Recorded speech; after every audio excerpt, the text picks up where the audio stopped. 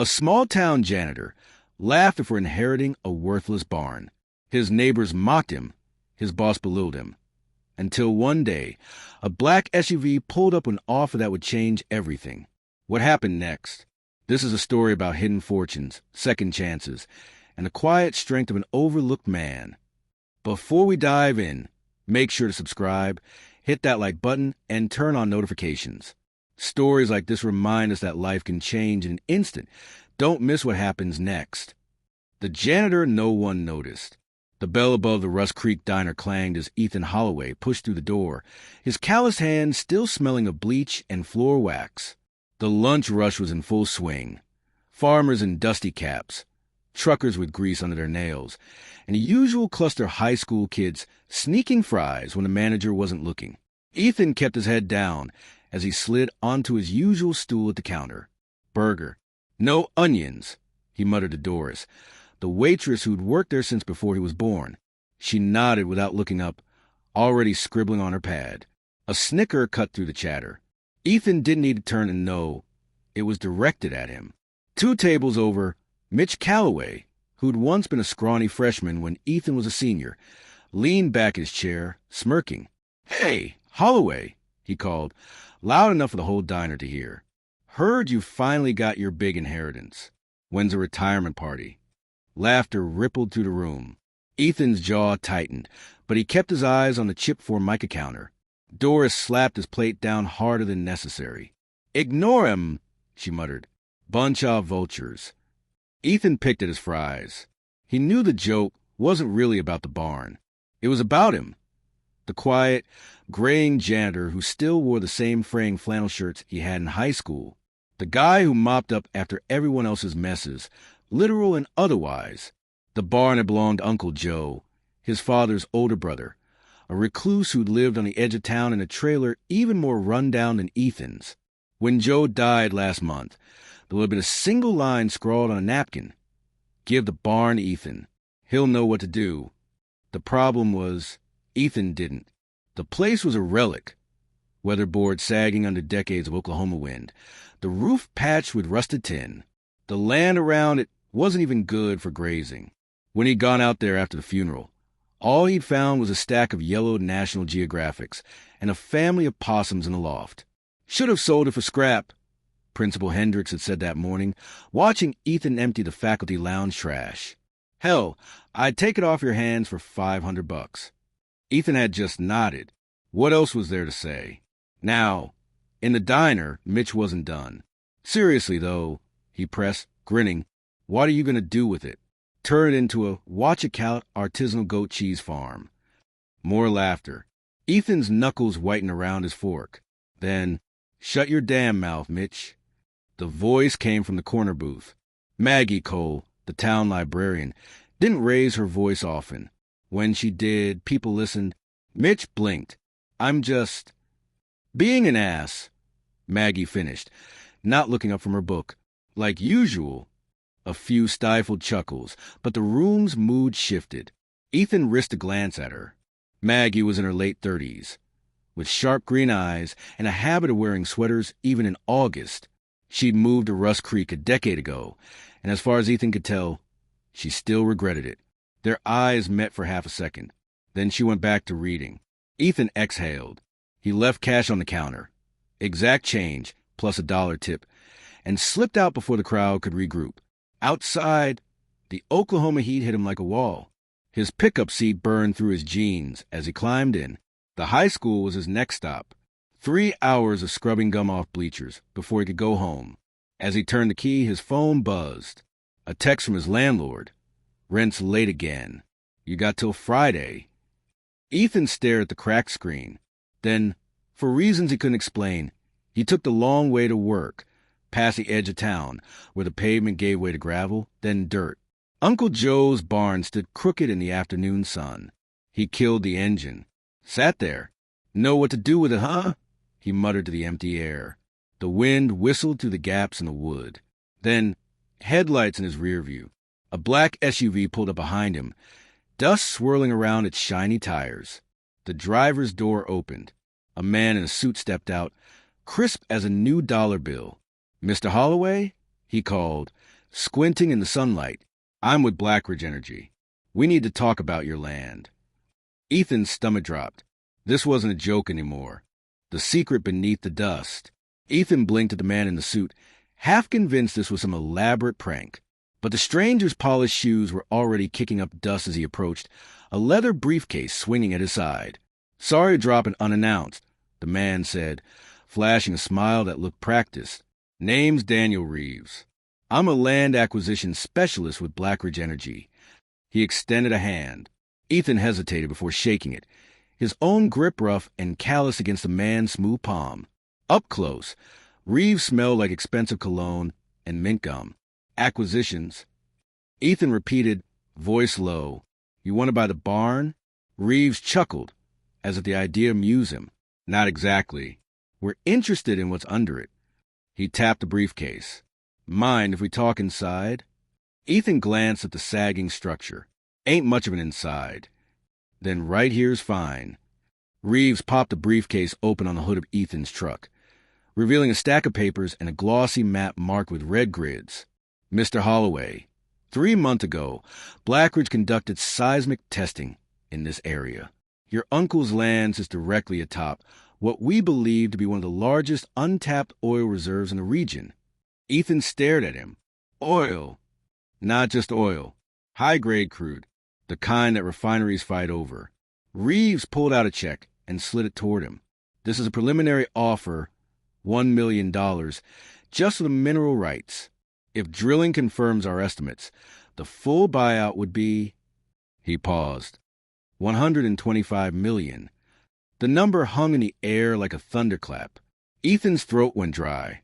He'd never seen so many zeros in his life. The check looked unreal, like something from a movie. "This a joke," he rasped. Reeves smiled and wavered. "I assure you it's not. But we need you to sign today. There's competition for this land." A gust of wind rattled the barn's loose siding. Ethan's mind raced. $1 million up front.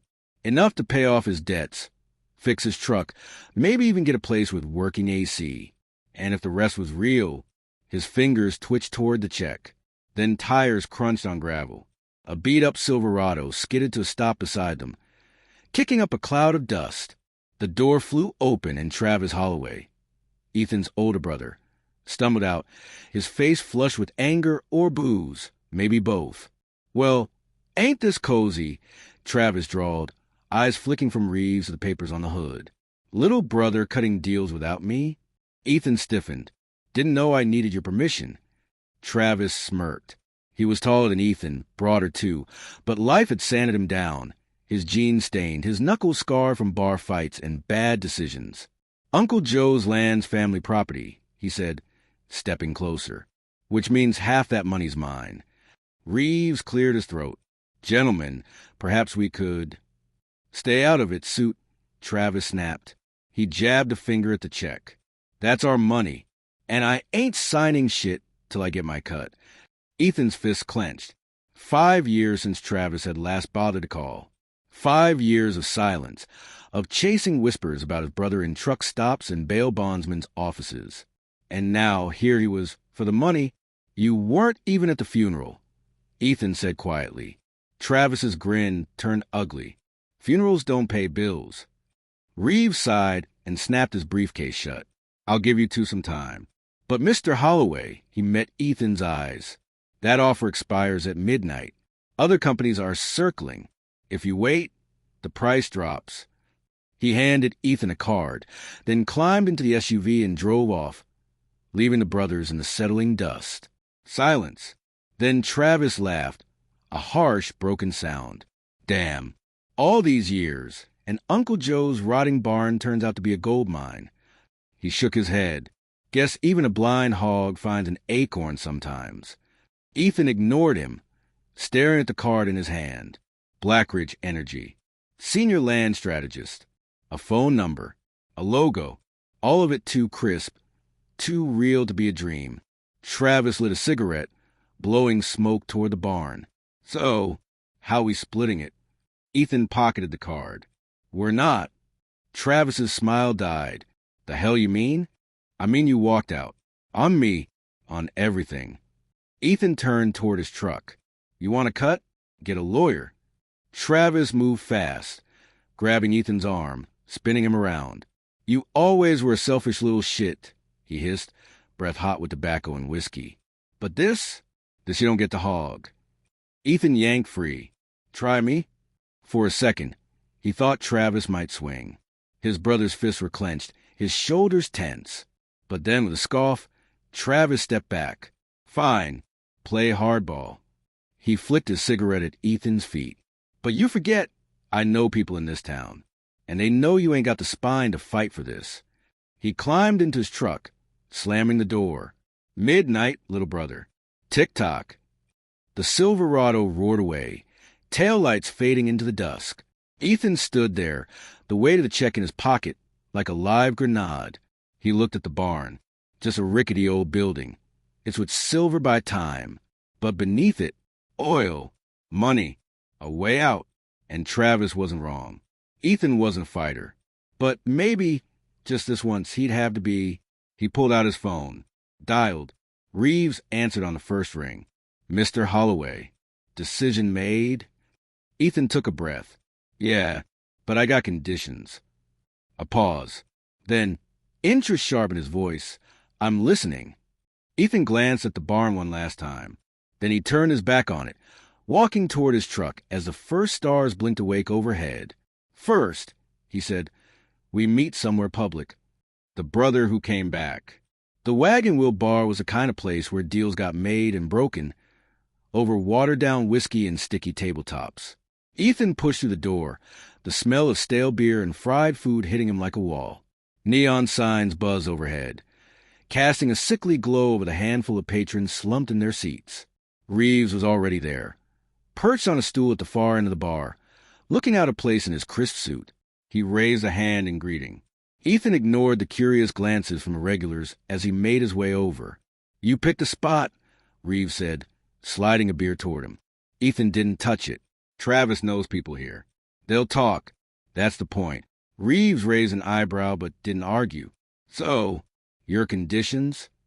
Ethan leaned in, voice low. First, the $1 million up front, no delays.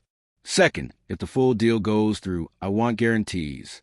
Money set aside for back taxes, legal fees, anything my brother might try pull. Reeves nodded slowly. Standard clauses. We can draft that. Third, Ethan said, I keep the surface rights. The barn stays. The land stays. You get what's under it, but no rigs, no pumps where people can see M. Reeves hesitated. That's unusual. Ethan held his gaze. Take it or leave it. For a long moment, the only sound was the jukebox skipping through some old country song. Then Reeves smiled, sharp, like a knife sliding home. I'll make the call. He stepped outside. Phone pressed his ear. Ethan exhaled, finally picking up the beer. He took a long swallow, the bitterness coating his tongue. Then the stool beside him creaked. Figured you'd be celebrating. Maggie Cole slid onto the seat, her librarian sweater swapped for a faded flannel. She nodded at his drink. That your first $1 million beer? Ethan choked mid-sip. How the hell? Small town, Ethan. She smirked. Also, Doris texted me.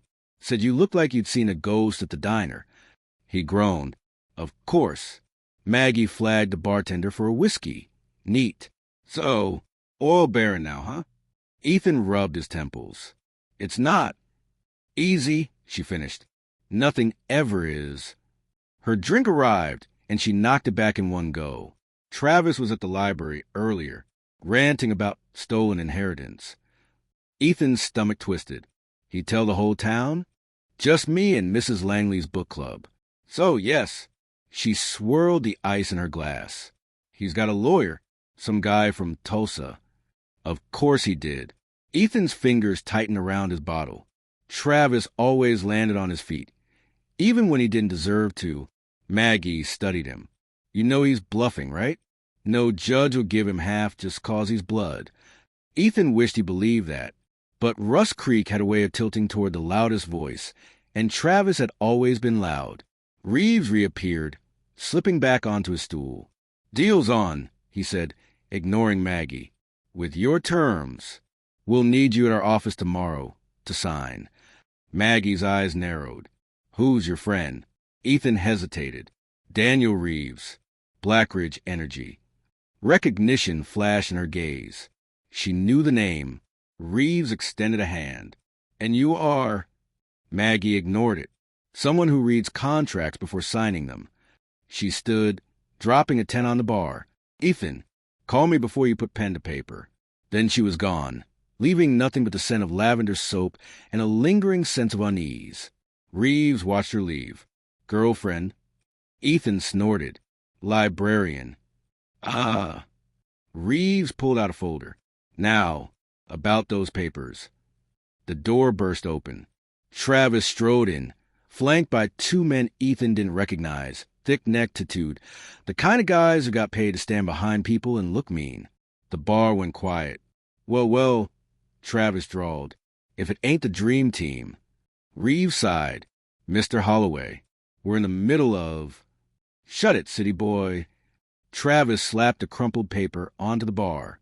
Got something for you, little brother. Ethan didn't touch it. What is it? Cease and desist. Travis grinned. From my lawyer. Any deal you signed tonight? Null and void. Reeves picked up the paper, scanning it. This isn't legally binding. Just a scare tactic. Travis's smile didn't waver. Maybe, but how much you want to bet a judge will freeze that $1,000,000 till it's sorted? He leaned in, whiskey breath hot on Ethan's face. Tick-tock, little brother. Clock's running. Ethan met his brother's gaze. The same hollow eyes he'd seen in the mirror after too many sleepless nights. Keep the paper, he said softly. I don't need it. Then he stood, knocking back the rest of his beer. Reeves blinked. Where are you? To do what I should have done years ago. Ethan tossed a 20 on the bar. And this. He walked out, Travis's laughter ringing behind him. The night air was cool, the parking lot empty except for his truck and Maggie's dented Civic. She was leaning against the hood, arms crossed. Knew you'd chicken out, she said. Ethan dug his keys from his pocket. Not chickening out. Going to the barn. Maggie frowned. Why? Because Uncle Joe didn't leave me junk. Ethan yanked the driver's door open. He left me an answer. The engine roared to life. Maggie hesitated, then climbed into the passenger seat. Fine, she muttered. But if we die, I'm haunting you first. Ethan peeled onto the highway, the headlights cutting through the dark. Somewhere ahead, beneath the creaking bones of an old barn, the truth was waiting. And this time, he wouldn't look away. The town's true colors. The headlights of Ethan's truck cut through the darkness as he turned onto the dirt road leading to Uncle Joe's barn. The beams illuminated tall grass, swaying in the night wind, the occasional glint of animal eyes reflecting back at them before darting away. Maggie sat stiffly in the passenger seat, her fingers tapping an uneven rhythm against her knee. You really think there's something in that barn? She asked, voice tight. Ethan kept his eyes on the road. Joe wasn't a rich man, but he wasn't stupid either. If he left me that land, there's a reason. Maggie exhaled through her nose. Or he just didn't have anyone else to give it to. Ethan didn't answer. The truth was, he wasn't sure. But something in his gut told him there was more to this than an old man's last whim. The barn loomed ahead, its silhouette jagged against the star-filled sky. Ethan parked a few yards away, killing the engine. The sudden silence was heavy, broken only by the distant call of a night bird. Maggie hesitated before opening her door. You got a flashlight? Ethan reached under his seat and pulled out a battered maglite. Stay close. The beam of light cut through the barn's open doorway as they stepped inside. Dust motes swirled in the air, disturbed by their movement. The place smelled of dry wood, old hay, and something faintly metallic. Maggie wrinkled her nose. What is that? Ethan didn't answer. He was too busy sweeping the flashlight across the walls, the floor, the piles of junk Joe had accumulated over the years. Rusted tools, a broken chair, stacks of yellowed newspapers tied with twine. Then the light caught something odd, a section of the floorboards near the back that looked newer than the rest. Ethan moved toward it, crouching down. The boards were slightly raised, the nails shiny compared to the rusted ones around them. Maggie knelt beside him. Someone's been here. Ethan dug his fingers into the gap and pulled. The board came up a creak, revealing a hollow space beneath. And inside, a metal lockbox. Maggie sucked in a breath. Well, that's not suspicious at all. Ethan lifted the box out. It was heavier than it looked, the metal cold against his fingers. A small padlock held it shut, but the keyhole was empty. Maggie ran a hand along the side. You think Joe left a key somewhere? Before Ethan could answer, the sound of an engine cut through the night. They both froze. Headlights swept across the barn's exterior, casting long, shifting shadows of cracks in the walls. Ethan killed the flashlight. Get down. They crouched in the darkness as tires crunched on gravel outside. A car door slammed. Then another. Muffled voices. Told you he'd come here. Ethan recognized that voice. Travis. A second voice, deeper, unfamiliar. Just get what we came for and let's go. Maggie's fingers dug into Ethan's arm. He could feel her trembling. Footsteps approached the barn. Ethan's mind raced. They were trapped. No back exit. Nowhere to hide except. His gaze landed on the loft overhead. He squeezed Maggie's wrist and pointed upward. She nodded, understanding. They moved as quietly as possible, Ethan guiding her to the rickety ladder nailed to the wall. Maggie went first, her shoes scraping softly against the wood. Ethan followed, the lockbox tucked under one arm. They had just reached the loft when the barn door creaked open. Flashlight beams cut through the darkness below. "Ethan," Travis called, voice mocking. "You in here, little brother?" Ethan held his breath. Beside him, Maggie pressed a hand over her mouth. The beam swept across the floor, pausing on the disturbed boards where the lockbox had been. "Son of a bitch," the second man growled.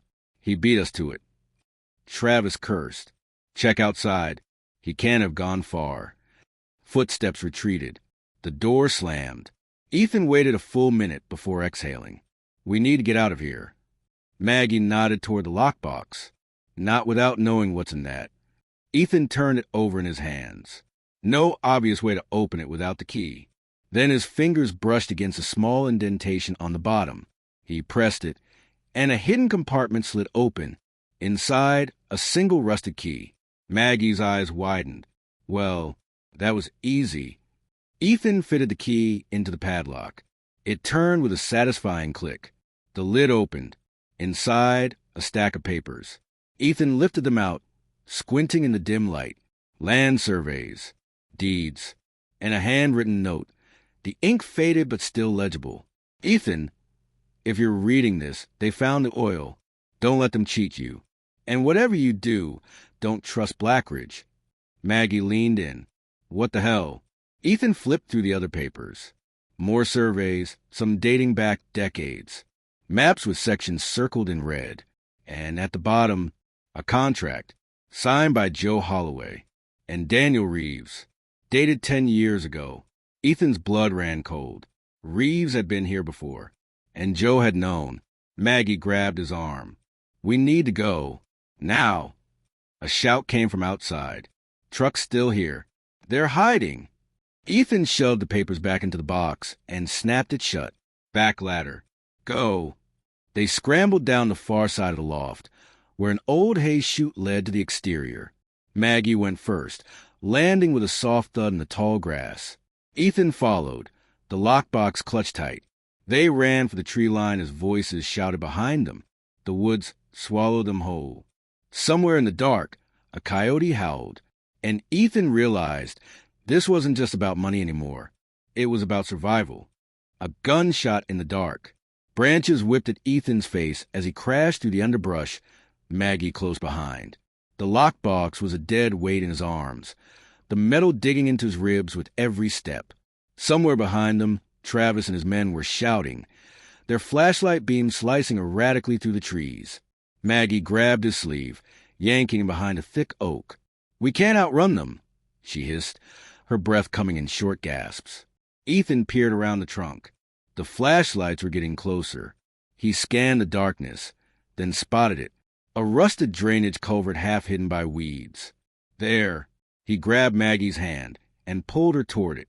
The culvert was narrow, its metal side slick with moss. Ethan shoved the lockbox in first, then crawled after it, the cold damp seeping through his jeans. Maggie followed, her elbow clipping his ankle in the tight space. They didn't stop until the culvert curved, plunging them into complete darkness. Ethan pressed his back against the curved wall, listening. Footsteps, crunching leaves. The hell did they go? Travis's voice, closer than expected. A second voice, the deeper one from the barn. Tracks lead this way. A flashlight beam skimmed the mouth of the culvert. Ethan held his breath. Maggie's fingers found his wrist, her grip vice-tight. Then, blessedly, the light moved on. Check the road, Travis snapped. If they doubled back... The voices faded. Ethan waited a full minute before exhaling. We need to get to town. Sheriff's office. Maggie's laugh was shaky. You really think the sheriff's not in Travis's pocket? She had a point. Ethan rubbed his face. Then we find somewhere to hole up, go through these papers. The lockbox sat between them, silent and ominous. The abandoned Miller place was a relic, a collapsed farmhouse on the edge of town. Its roof caved-in, but the root cellar still intact. Ethan pried open the warped door with a grunt, the hinges screaming in protest. Maggie wrinkled her nose at the smell of damp earth and rotting wood. Charming. Better than getting shot. Ethan flicked on the maglite, its beam revealing cobweb shelves and a lone, rusted chair. He set the lockbox on the dirt floor and popped it open. The papers looked even older in the dim light. Ethan spread them out, squinting at the faded ink. Maggie picked up the contract. This is a mineral rights agreement, signed by Joe and Reeves, but it's not notarized. And look at the date. She tapped the paper. Blackridge wasn't even called Blackridge 10 years ago. They were still Atlas subsidiary. Ethan frowned. So it's not valid? Not legally, but that's not the point. Maggie's eyes gleamed in the flashlight's glow. The point is, Reeves lied. He's been after this land for years. And Joe knew it. Ethan picked up the handwritten note again. Don't trust Blackridge. A chill crawled up his spine. Outside, an engine growled in the distance. Maggie stiffened. They're circling back. Ethan gathered the papers hastily. We need to... Bang. The gunshot split the night, echoing through the trees. Dirt sprayed just outside the cellar door. Ethan! Travis's voice, drunk with rage. I know you're out here. Another shot. Closer this time. Maggie lunged for the flashlight, killing the beam. Darkness swallowed them whole. Ethan's pulse hammered his throat. He could hear Travis and the others moving through the brush, their footsteps uneven. Then a new sound. Sirens. Maggie's head snapped up. Sheriff. Ethan didn't answer. The sirens were getting louder, their red and blue lights flickering through the trees. Travis cursed. A car door slammed. Tires spun on gravel as the men fled. Silence fell. Maggie exhaled shakily. Think they're gone. Before Ethan could answer, a voice boomed from above. Ethan Holloway, you're trespassing on county property. Ethan recognized that voice. Sheriff Dawson. He hesitated, then climbed the cellar steps, hands raised. The sheriff stood in the glare of his cruiser's headlights, hand resting on his holster. Dawson's eyes narrowed. The hell are you doing out here? Maggie emerged behind Ethan, dusting off her jeans. Running for our lives, apparently. The sheriff's gaze flicked to the lockbox under Ethan's arm. His expression hardened. That belonged to you? Ethan tightened his grip. It does now. For a long moment, Dawson just stared. Then he sighed, rubbing his jaw. Get in the car. Both of you. Maggie balked. Are we under arrest? The sheriff's smile was humorless. No. But if I leave you out here, Travis will finish what he started. He jerked his chin toward the cruiser. And I reckon you've got a story I need to hear. Ethan exchanged a glance with Maggie. Then, slowly, he nodded. The truth was coming out, whether anyone was ready for it or not. The sheriff's gamble. The vinyl seat of Sheriff Dawson's cruiser stuck to the back of Ethan's shirt as they sped down the gravel road toward town. Maggie sat rigid beside him. The lockbox pressed between her knees like a bomb. Through the mesh divider, Dawson's eyes kept flicking to the rearview mirror. His jaw set in a hard line. "You realize how stupid it was being out there tonight?" Dawson said finally, breaking the silence. Ethan watched the passing trees. "Didn't have much choice." The sheriff grunted. "Travis had a rifle, Ethan. And those boys with him? They ain't the kind you walk away from." Maggie's fingers tightened around the box. "You know who they are?" "Enough to know they're bad news." Dawson turned onto Main Street, the cruiser's tires humming against asphalt. "But that's not why I pulled you out of there." He glanced at Ethan again. "Blackridge's been sniffing around my office all week, asking about permits, zoning laws, and now you're mixed up in it." The cruiser slowed as they approached the squat brick sheriff's station. A single light burned in the window. Deputy Ruiz, hunched over paperwork at the front desk. Dawson parked but didn't cut the engine. "Here's how this goes. You show me what's in that box. I tell you what I know. And maybe, we keep you alive long enough to spend that oil money." Ethan met his gaze in the mirror. Dawson wasn't bluffing. Maggie exhaled sharply. "Fine, but not here." 10 minutes later, they were crammed into Dawson's tiny office, the blinds drawn. The lockbox sat on the desk between them, its contents spread out under the flickering fluorescent light. Dawson picked up Joe's note, his brow furrowing as he read. When he got to the contract, he whistled low. "Well, hell, Reeves played Joe." Ethan leaned forward. "How?" "Atlas Subsidiary, Blackridge's old name, used to strong-arm landowners into signing these exploratory agreements." Dawson tapped the paper. "See this clause? Lets them test drill for 5 years. Only Joe's land turned out to be dry back then, so they walked away." Maggie crossed her arms. "Until now." "Until seismic tech got better," Dawson corrected. He pulled a file from his desk drawer and slid it toward them. "Blackridge filed new permits last month. Guess what they found?" Ethan opened the file. Maps, technical reports, and a highlighted section estimating 3.2 billion barrels recoverable. His stomach dropped. "Not 125 million. Billions." Maggie sucked in a breath. "They lowballed you." Dawson nodded. "Standard practice. Offered just enough to make a man sign fast before he asked questions." He leaned back, chair creaking. "But here's the kicker," Travis knew. "That cease and desist he slapped you with? His lawyer works for Blackridge's biggest competitor." The pieces clicked together. Travis wasn't fighting for family money. He was a pawn in a bigger game. Ethan rubbed his temples. "So what now?" Dawson surprised him by smiling. "Now, son, you play their game better." He opened his laptop and spun it around. On screen, a live feed of the Rust Creek Gazette's office. Empty, except for one person. Maggie's boss, Editor-in-Chief Louise Carmichael. Maggie stiffened. "You want us to go public?" "Smart girl." Dawson closed the laptop. "Blackridge hates bad press. And Travis? He'll fold faster than a cheap suit if his backroom deals hit the front page." Ethan stared at the lockbox. Joe had left him more than land. He'd left him leverage, and it was time to use it. A knock at the door. Deputy Ruiz poked his head in. "Sheriff?" "Blackridge lawyers on line 2. Says it's urgent." Dawson's grin turned wolfish. "Speak of the devil." He stood, straightening his belt. "You, too, get to the Gazette. I'll buy you time."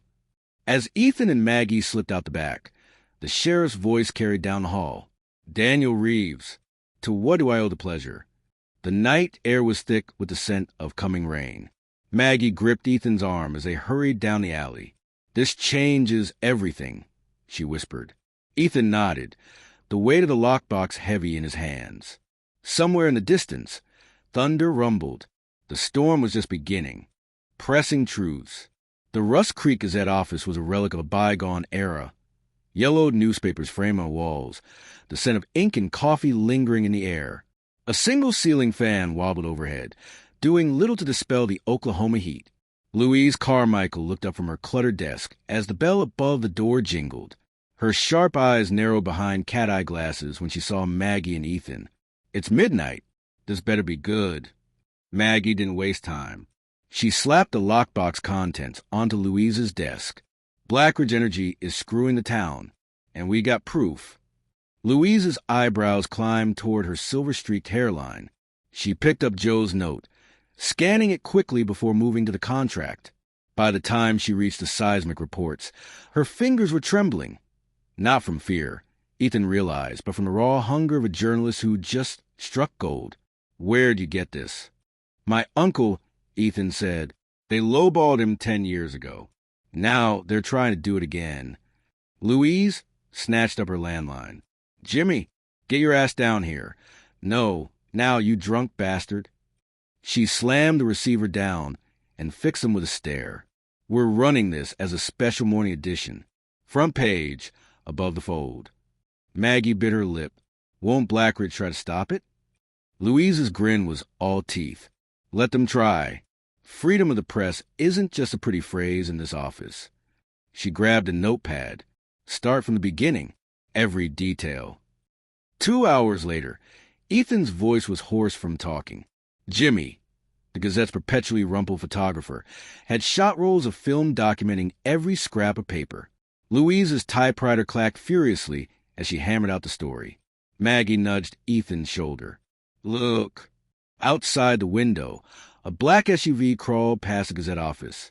Too slow to be coincidence. Ethan's stomach tightened. Reeves knows. Louise didn't look up from her typing. Jimmy, shotgun's under my desk. You see anyone step foot on that porch, you remind them what the Second Amendment's for. Jimmy grinned, pulling out an honest-to-God double-barreled shotgun. Yes, ma'am. The typewriter dinged as Louise reached the end of the line. She yanked the page free and handed it to Maggie. Proofread this. If we're going to war, we'd better have our facts straight. Maggie scanned the article, her lips moving silently. Then she froze. Louise, you named Travis. Damn right I did. Louise lit a cigarette, blowing smoke toward the ceiling. That weasel's been selling out this town for years. Time everyone knew it. Ethan stared at the article's headline, bold and uncompromising. Blackridge's billion-dollar secret. How a small-town janitor uncovered the biggest scam in Rust Creek history. His throat went dry. By sunrise, half the state would know his name. The SUV made another pass. Louise stubbed out her cigarette. Press starts in 6 hours. You two staying to see the fireworks. Ethan thought of Travis's rifle, of Reeves's polished smile, of Joe's warning scrawled on that faded note. He met Maggie's eyes, saw the same resolve there. Yeah, he said, we're staying. Somewhere in the distance, thunder rumbled again. But this time, Ethan realized they were the storm, ink and blood. The first light of dawn painted the sky in streaks of pink and orange as the Gazette's printing press roared to life. The mechanical beast churned out fresh papers, each one bearing the story that would detonate like a bomb across Rust Creek. Ethan watched as Louise snatched the first copy off the line, ink still damp on the front page. Beautiful, she murmured, then handed it to Ethan. Hold on to this. First edition of the story that'll change your life. The weight of the paper in his hands felt monumental. His name, Joe's barn, the oil, all of it laid bare for the world to see. Maggie leaned against the press, dark circles under her eyes. What now? Louise lit another cigarette. Now we wait for her. The phone rang, a beat of silence. Then Louise smirked. Right on time. She picked up the receiver. Rust Creek Gazette. Louise speaking. Ethan couldn't hear the other side of the conversation, but Louise's grin widened with each passing second. Well, Mr. Mayor, she drawled, if you bothered to read the documents before calling, you'd know we have verified sources. A pause. No, we're not retracting anything. And tell Daniel Reeves's lawyers can... She pulled the phone away as the line went dead. Huh. He hung up. Jimmy whistled. Mayor's pissed. That's an understatement. Louise crushed her cigarette. Maggie, take Ethan to the diner. Get some food. I'll handle the fallout here. Maggie hesitated. You sure? Honey, I buried 3 husbands and outlived 2 newspaper rivals. Blackridge doesn't scare me. She shooed them toward the door. Go, before the vultures descend. The diner was unusually crowded for 6 a.m. Every head turned as Ethan and Maggie walked in. Conversation stuttered to a halt. Then, like a dam breaking, the questions came all at once. Ethan, is it true? Did Travis really sell us out? How much oil is really under there? Doris, ever the savior, slammed a coffee pot onto the counter. Give the man space to breathe, you jackholes. Ethan slid into a booth, Maggie beside him. The newspaper sat between them like a live grenade. Mitch Calloway, the same guy who'd mocked him days before, hovered at their table, shifting from foot to foot. Listen, Ethan, about the barn jokes. Ethan sipped his coffee. Forget it. No, Mitch swallowed hard. My dad worked for Atlas back in the day. They screwed over a lot of people. If Blackridge is doing the same... He looked at the paper. We got your back. Maggie arched an eyebrow. We. Mitch jerked his chin toward the diner's patrons, farmers, shop owners, people Ethan had known his whole life. All watching, all waiting. Ethan understood then. This wasn't just about him anymore. The bell above the door jingled. Sheriff Dawson strode in, his face grim. He dropped into the booth across from them and lowered his voice. Reeves is at the courthouse, filing an injunction to stop the paper's distribution. Maggie scoffed. On what grounds? Defamation, but that's not the real problem. Dawson's gaze locked onto Ethan. Travis is missing, and the two goons he was with, they're Blackridge security, armed. A chill ran down Ethan's spine. You think he's in trouble? I think, Dawson said slowly, Travis bit off more than he could chew, and now Blackridge is cleaning house. The coffee in Ethan's cup suddenly looked like dark water, like the oil beneath his land, like the blood that might already be spilled. Maggie's hand found his under the table. What do we do? Dawson stood, adjusting his belt. I'll handle the legal side. You too, he nodded at paper. Get this story as far as it'll go. TV stations. Radio. Hell, stand on the damn courthouse steps and shout it. As the sheriff left, Ethan stared at his reflection in the coffee. The quiet janitor who'd spent his life invisible now had the whole town's eyes on him. Maggie squeezed his hand. You ready? Outside, the sun climbed higher, burning away the last of the night's shadows. Ethan folded the newspaper and tucked it into his jacket. Yeah, he said, let's go to war. The devil's bargain. The Rusk Creek courthouse loomed before them, its white columns gleaming under the harsh midday sun. A crowd had already gathered on the steps. Reporters with microphones, locals clutching copies of the Gazette, and a handful of men in suits who looked like they'd rather be anywhere else. Ethan spotted Reeves near the top of the steps, his perfect hair slightly mussed for the first time since they'd met. The man was deep in conversation with the mayor, their heads close together like conspirators. Maggie gripped Ethan's arm. You sure about this? He wasn't, but he stepped forward anyway. The murmur of the crowd died as people recognized him. Cameras swung in his direction. Reporters shouted questions, but Ethan kept walking, his eyes locked on Reeves. The Blackridge exec noticed him then. His smile was all teeth, but his eyes were cold. Ethan, I was hoping we could talk privately. No more talking. Ethan's voice carried, clear and strong. He reached into his jacket and pulled out the folded newspaper. Everyone here knows the truth now.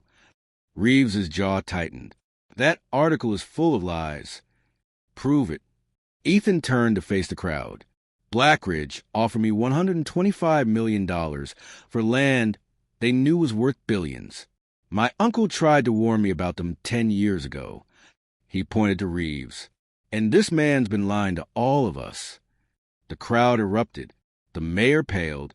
Reeves looked like he wanted to strangle someone. Then a new voice cut through the noise. You always did have a flair for the dramatic, little brother. Travis stood at the base of the steps, his face bruised, his clothes torn. One arm was wrapped around his ribs like they hurt, but he was smiling. Ethan's breath caught. Travis? What? I got smart. Travis climbed the steps slowly, wincing with each movement. Turns out Blackridge doesn't like loose ends. He stopped beside Ethan, facing the crowd. They paid me to keep quiet about the real oil estimates. But when the story broke, he lifted his shirt, revealing angry purple bruises across his torso. They decided I wasn't worth the trouble. The crowd gasped. Camera flashes popped like gunfire. Reeves looked ready to explode. This is absurd. These men are clearly... Done being pushed around, Travis finished. He pulled a flash drive from his pocket and handed it to the nearest reporter. Emails, contracts, everything.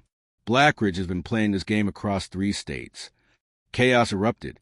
Reporters surged forward. The mayor looked ready to faint. Reeves turned to flee, only to find Sheriff Dawson blocking his path, handcuffs glinting in the sun. Maggie leaned close to Ethan. Did you know Travis would do this? Ethan watched as his brother faced the cameras, finally doing something decent for once in his life. No, he said softly, but I hoped. The afternoon sun was dipping low when Ethan found himself back at Joe's barn. The place looked different now. Not a crumbling eyesore, but a monument, a testament. Maggie joined him, 2 cans of cheap beer in hand. Louise says the story's gone statewide. Blackridge stock is plummeting. Ethan took the beer. And Reeves? Facing charges. So's the mayor. She took a long swig. Travis cut a deal with the DA. Probation plus testimony. They drank in comfortable silence for a while, watching the wind ripple through the tall grass. So, Maggie said eventually, what now, oil tycoon? Ethan smiled. He'd been thinking about that. About the school that needed new roofs. The library that couldn't afford books. The folks in town working 3 jobs just to scrape by. Now, he said, we do what Joe would have wanted. Maggie's smile was brighter than the setting sun. About damn time. Somewhere in the distance, a coyote howled, and for the first time in years, Ethan Holloway felt like he was exactly where he was meant to be. The last laugh. 1 year later, the Rust Creek Fall Festival was in full swing. The town square, once faded and crumbling, now bustled with life. Newly painted storefronts gleamed under strings of lights. Children laughed as they raced between food stalls, and the scent of grilled corn and funnel cakes hung thick in the air. Ethan Holloway stood near the makeshift stage, hands in his pockets, watching it all unfold. His flannel shirt was still faded, his boots still scuffed, but something about him was different. Taller, maybe, or maybe it was just that people finally saw him now. Maggie appeared at his side, handing him a lemonade. Nervous? He took the cup, their fingers brushing. A little. Mayor Hendricks, the new mayor elected after the scandal, stepped onto the stage and tapped the microphone. The crowd quieted. Folks, as you know, this past year has been one of transformation for Rust Creek, she began. And none of it would have been possible without one man's courage to stand up when it mattered most. She turned, smiling. Ethan Holloway, come on up here. The applause was thunderous as Ethan climbed the steps. He squinted against the stage lights, taking the sea of familiar faces. Doors from the diner, Mitch and his family, Sheriff Dawson tipping his hat from the back. Even Travis stood near the front, clean-shaven for once, clapping louder than anyone. Ethan cleared his throat. The microphone squealed. Thanks, he started, then paused. A year ago, he had choked on the words. But now he knew what to say. That barn my uncle left me? He pointed toward the edge of town, where the old structure still stood, though now surrounded by shiny new equipment. Turns out it wasn't about the wood, or even the oil beneath it. He looked at Maggie, then back at the crowd. It was about what we do when someone tries to take what's ours, about standing together. He gestured to the newly rebuilt school, the library expansion, the small business grants funded by his deal. This town mattered to Joe, and it matters to me. So whatever comes next, he raised his lemonade. We face it as Rust Creek. Together. The crowd erupted. Music swelled. And as Ethan stepped off the stage, Maggie caught his hand. Look, she whispered, nodding to her man in a sleek suit lingering near the popcorn stand. Ethan frowned. Another oil guy? Maggie grinned. Nope. Publishing. They want to turn your story into a book. She laughed at his expression. Face it, Holloway. You're famous. Ethan shook his head. watching the sunset paint the sky in gold and purple. Nah, just home. And as the music played and the festival roared on around them, he realized Uncle Joe had the last laugh after all. Love stories about ordinary people who change everything? Smash that like button. Share this with someone who needs a little hope, and subscribe for more real-life underdog victories. Because you never know, your turning point might be just around the corner.